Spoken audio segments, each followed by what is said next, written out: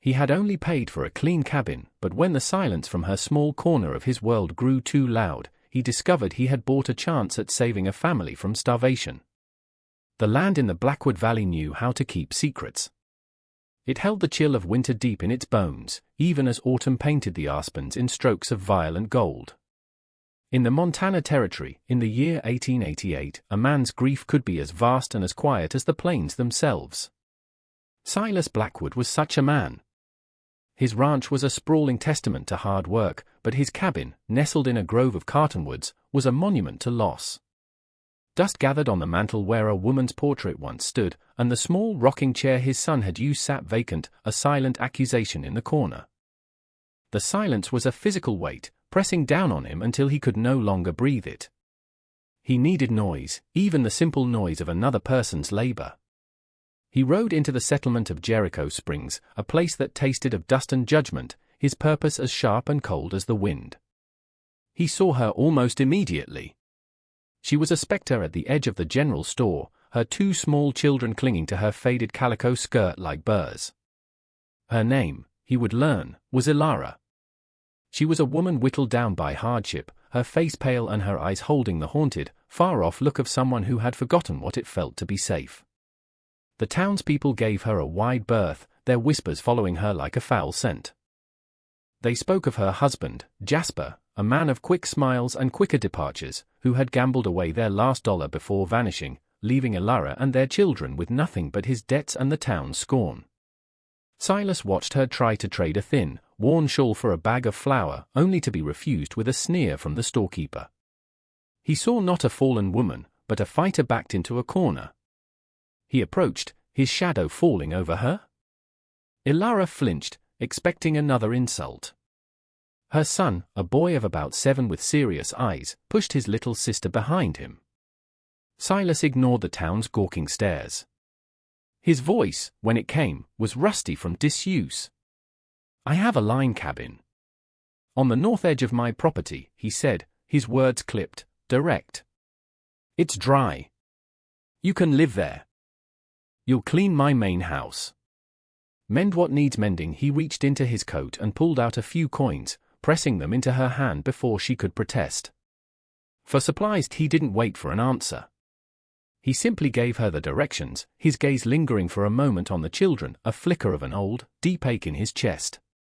Ilara, stunned into silence, could only nod, her fingers closing tightly around the coins. It was a bargain, nothing more. A transaction. A few days passed. Silas returned to his cabin to find it transformed. The floors were swept clean, the thick layer of dust vanquished. A patch was neatly sewn onto the elbow of his work shirt, the stitches small and even. But he never saw her. She was a ghost, leaving only evidence of her presence. He found himself listening for footsteps that never came. One evening, as a low, grey sky threatened the first snow, an unease settled over him. It had been 2 days since she'd last been to his cabin. He told himself it was about the work, that he needed more mending done. But the lie was thin. He saddled his horse and rode towards the line cabin. It stood stark and lonely against the darkening hills. The wind whispered through the ill-fitting door frame. He knocked. The sound was swallowed by the immense silence. He knocked again, louder this time, a cold dread coiling in his gut. "Mrs. Kane," he called out, his voice rough. Still nothing. He pushed the door. It swung inward with a low groan. The sight that met him stole the air from his lungs. The cabin was nearly bare and colder than the air outside. On the single cot, Ilara was huddled with her 2 children under a blanket so thin it was little more than a veil. All 3 were ghostly pale, their stillness terrifying. On the small, crude table sat a bar of soap, a spool of thread, and a single, half-eaten crust of bread, a faint bloom of green mold on its edge. The truth struck him with the force of a physical blow. She had used his money not for food, but for the tools of her trade, to uphold her end of a bargain made with a pride that bordered on self-destruction. Her children, he realized with a sickening certainty, had not eaten in days. In that moment, the stoic walls around Silas Blackwood's heart did not just crack, they shattered. He did not speak. Words were useless things, clumsy and inadequate for the urgency that seized him. He moved with a purpose he hadn't felt in years, the lethargy of his grief burned away by a sudden, fierce fire. He crossed the frigid room in 2 strides and gently scooped the little girl, Maya, into his arms. She was terrifyingly light, her breath a shallow whisper against his neck. "Get the boy," he said to Ilara, his voice a low command that brooked no argument. "Follow me." Ilara, dazed with hunger and cold, simply obeyed, pulling her son, Leo, to his feet. She watched as this grim, silent man carried her daughter out into the biting wind as if she weighed nothing. He led them not to a different part of the ranch, but to the front door of his own home, the sturdy cabin he had built with his own hands for a family that was now only a memory. He pushed the door open, and the warmth from the banked embers in the hearth washed over them. He laid Maya on the thick bearskin rug before the fireplace, stoking the coals until they roared to life, casting flickering, dancing shadows on the walls. He disappeared into the pantry and returned with dried jerky and potatoes, setting a pot of water to boil. He worked with an efficient grace, his large, calloused hands moving with a gentleness that seemed at odds with his rugged exterior. He prepared a thin, savory broth, letting it cool before he carefully spooned it past the children's pale lips. Ilara stood by the door, a statue carved from shame and gratitude. She was braced for the lecture, the recrimination, the demand for repayment. She expected him to cast her out for her foolish pride.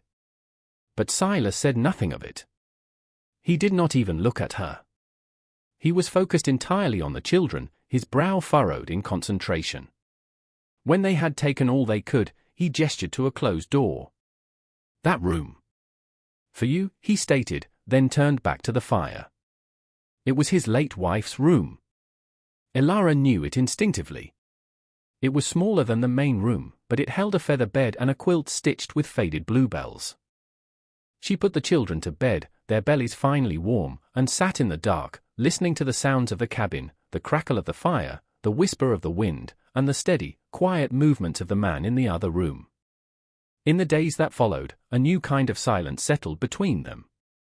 It was not the crushing silence of grief, nor the awkward silence of strangers. It was a silence of careful observation, of unspoken promises. Silas went about his chores with a renewed vigor, his axe splitting wood with sharp, definitive cracks. Ilara, in turn, began to care for the cabin not as a duty, but as a quiet offering. She found a box tucked away in a chest, filled with Sarah Blackwood's things, spools of thread, silver needles, and scraps of fabric.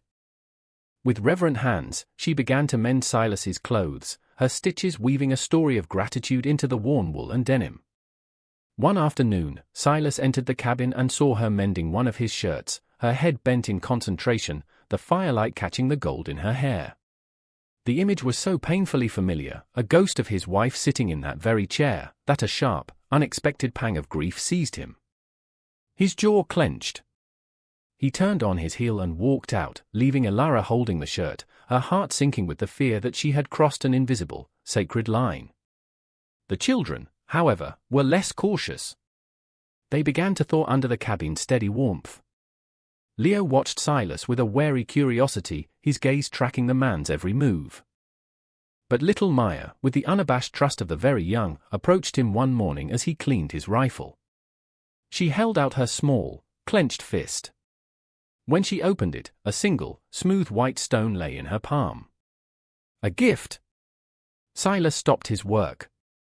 He looked from the stone to the little girl's expectant face. Wordlessly, he took the small rock and slipped it into his waistcoat pocket. His large, rough fingers brushed hers for a fleeting second, a silent acknowledgement that passed between them, a tiny seed of trust planted in the barren soil of his heart. A fragile, unspoken rhythm began to beat in the heart of the Blackwood cabin. It was a rhythm of shared purpose, conducted without words. Silas would leave a pail of fresh milk on the porch each morning. By evening, the pail would be returned, scrubbed clean, sometimes with a loaf of freshly baked bread beside it. He was the provider, the silent guardian of their fragile world. She was the nurturer, the quiet presence that was slowly, painstakingly turning his house back into a home.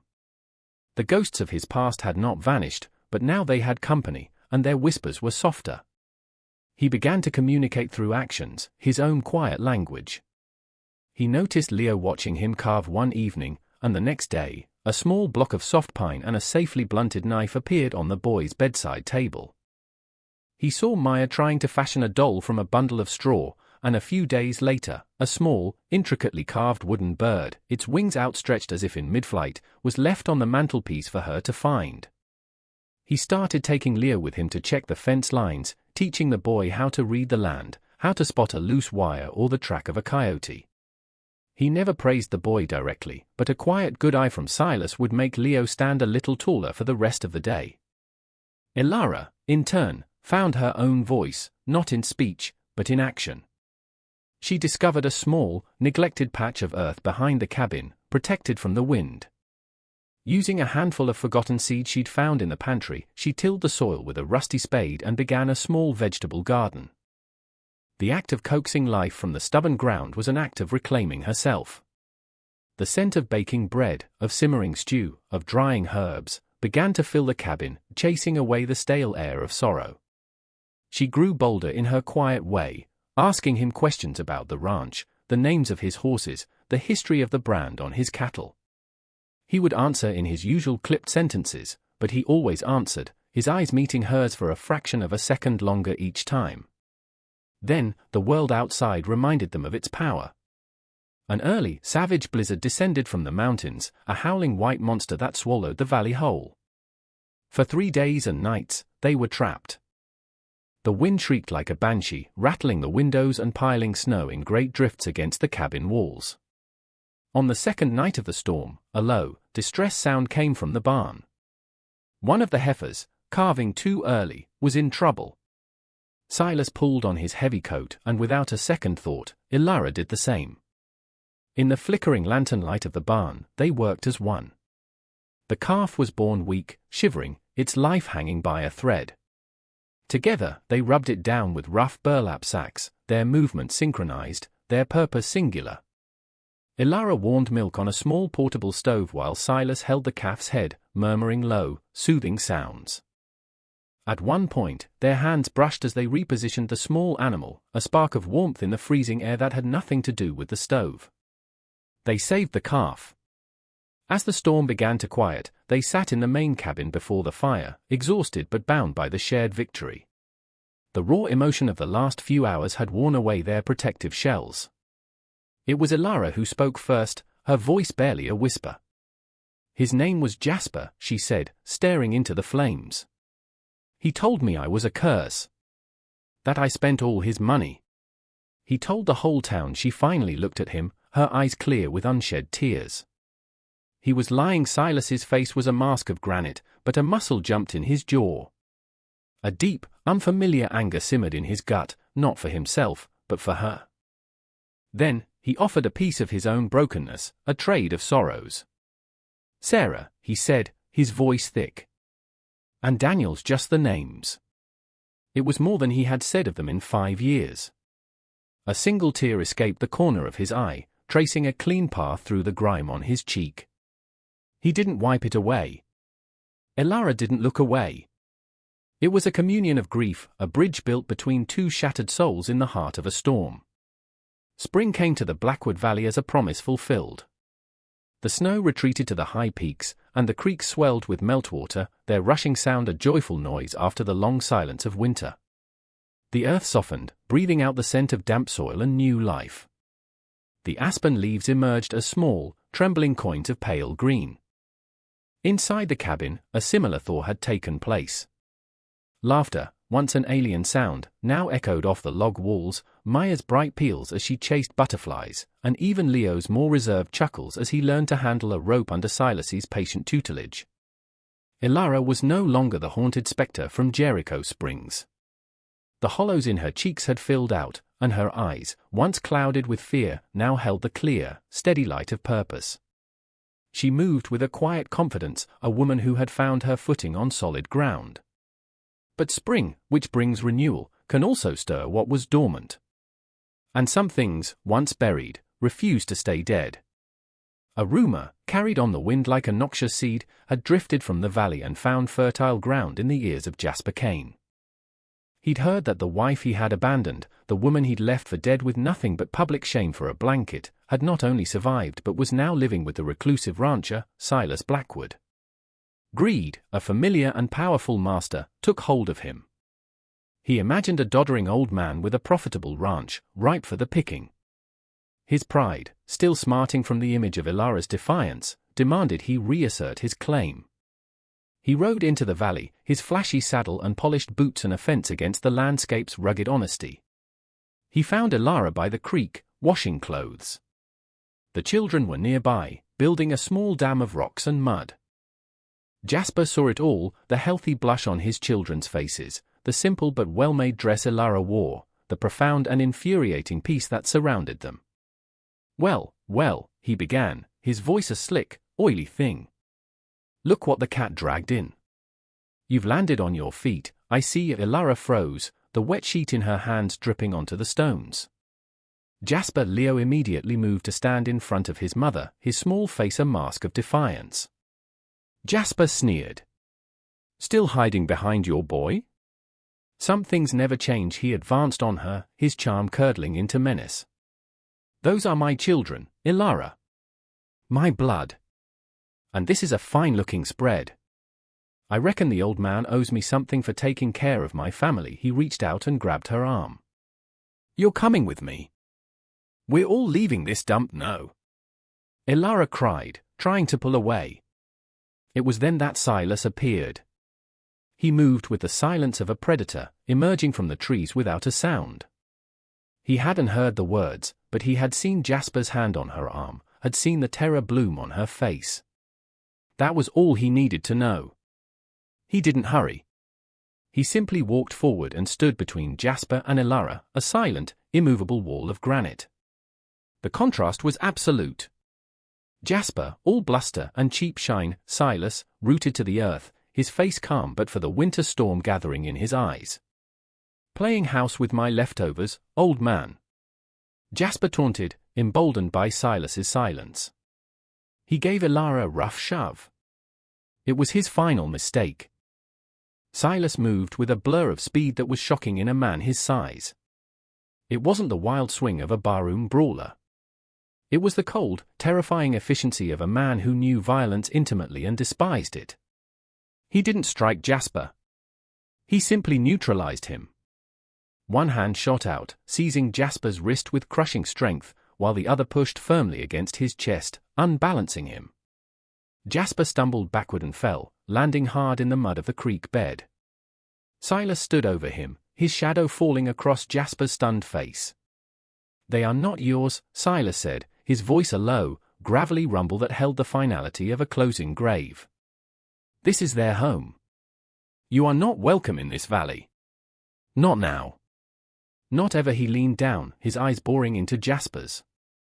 "If I see your face again, the ground will claim you." That is not a threat. It is a map of what will happen. Jasper, for the first time in his life, felt true fear. It wasn't the fear of a fist, but the fear of a man who dealt in absolutes. He saw in Silas's eyes an unbreakable oath. He scrambled to his feet, dripping with mud and humiliation, and fled without a backward glance, his hollow threats dying in his throat. The sound of Jasper's frantic retreat faded, swallowed by the murmur of the creek and the rustle of the wind in the cottonwoods. The sudden violence evaporated as quickly as it had appeared, leaving behind a ringing silence. Silas stood for a long moment, his back to Ilara, his broad shoulders rising and falling with his deep breaths. He was calming the storm inside himself. When he finally turned, the fury was gone from his eyes, replaced by a deep, protective concern. His gaze did not linger on Ilara's face, but swept over her, then to Leo, then to Maya, a silent inventory ensuring they were whole, that they were unharmed. In his eyes, she saw the truth. He was not looking at a hired woman he had defended. He was looking at his family. Ilara's own fear and adrenaline gave way to a wave of overwhelming emotion. Tears of relief, of gratitude, of something deeper and more profound than she had a name for, streamed down her face. She did not sob or make a sound. She simply walked the few steps that separated them. Words were inadequate. "I thank you" would have been an insult to the magnitude of what he had done. Instead, with a hand that trembled slightly, she reached up and straightened the collar of his shirt, which had been rumpled in the brief struggle. It was a simple, domestic gesture. An act of care. An acknowledgement that he was hers to tend to. This time, when her fingers brushed the skin of his neck, he did not flinch. He did not pull away. He stood perfectly still, allowing the contact. Then, slowly, he raised his own hand and covered hers, his large, calloused palm completely engulfing her slender fingers. It was an answer. An acceptance. A vow. Weeks turned into a warm, golden summer. Life on the ranch settled into a new, permanent rhythm, comfortable and sure. The line cabin was now used for storing tack. The main house was filled with the scent of wildflowers Elara placed in a jar on the table and the sound of Maya humming as she played with her carved bird. One evening, as the setting sun bled orange and purple across the big sky, Silas sat on the porch step, a piece of wood in his hands. He was carving again, the knife moving with slow, deliberate strokes. Elara came to sit on the porch swing, a basket of mending in her lap, watching him work. When he was finished, he held it out to her. It was a small, simple sculpture. A man and a woman, standing side by side. And next to them, two smaller figures, a boy and a girl. He cleared his throat, his gaze fixed on the distant mountains. "The circuit judge comes through the valley next month," he said, his voice quiet but steady. "He can make things official. A name." A piece of paper. He finally turned to look at her, his eyes holding the weight of his unspoken heart. To make it right. To make it ours. It was not a plea. It was not a question born of romantic fancy. It was a statement of fact. A proposal forged in shared hardship and silent understanding, as solid and real as the land beneath their feet. Elara took the small carving from him. Her fingers traced the smooth, interconnected figures. She looked out into the yard where Leo was patiently showing Maya how to skip a stone across the pond. Their laughter, free and fearless, was the sweetest music she had ever heard.